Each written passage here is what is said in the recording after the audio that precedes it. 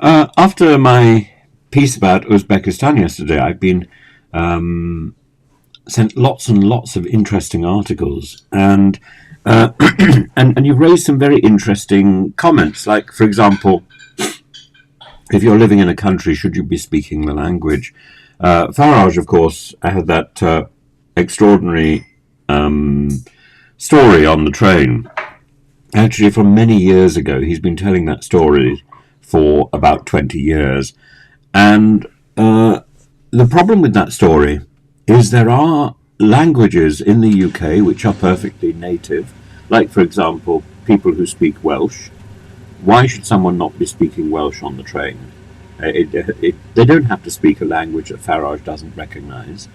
Farage is not the guardian of Britain, and uh, I think the issue probably is that if you are born in the UK, you should have some working knowledge of English. But the people in Uzbekistan, the Russians in Uzbekistan that have been flagged up, are a community who are quite defiant about speaking Russian rather than rather Uzbek.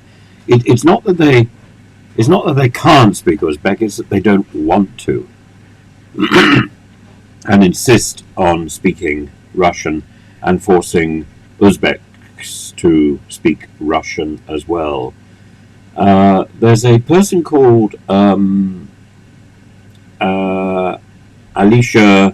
qodirov, the Speaker of Uzbekistan's parliament, and he's called for cutting Russian TV programs in Uzbekistan. And it came in response to comments from Mikhail Smolin on Russia's NTV channel about Uzbeks not existing as a people before the Bolshevik Revolution. This is the same sort of argument that was advanced by President Putin in his conversation with Tucker Carlson, Consonant Care. And he said that Smolin said that Kazakhs and Azerbaijanis did not exist as ethnic groups. That's one stage further, isn't it? The countries did not exist, but he's saying that the ethnic groups themselves didn't exist until 1917.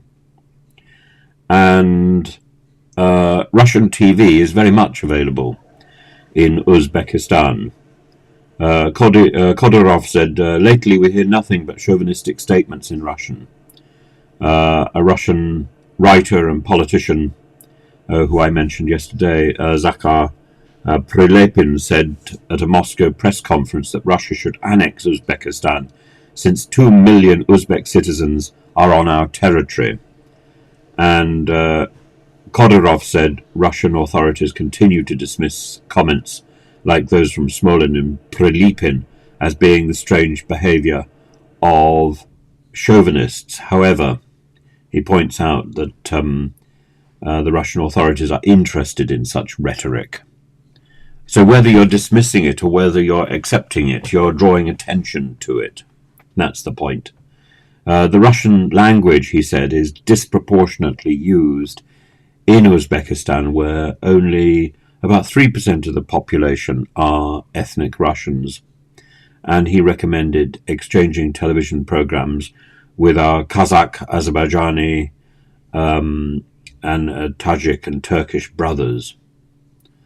And a lot of Uzbek officials are furious at the pressure coming from Russia to consider Uzbekistan being reincorporated into Russia, and particularly with the Prilepin comments, the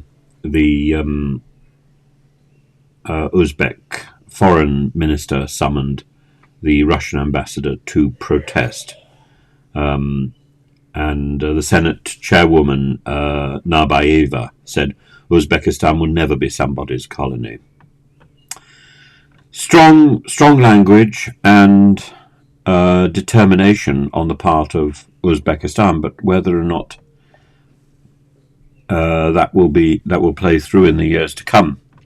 The problem here is not that there's any great threat at the moment to Uzbekistan's sovereignty, but that this is the same sort of conversation, the same sort of language which was used in advance of Putin's attack on Ukraine. And so one should be warned, and so one should be aware, and so one should be supportive of other countries on the periphery of Russia itself, who may have good reason to fear the build-up of rhetoric.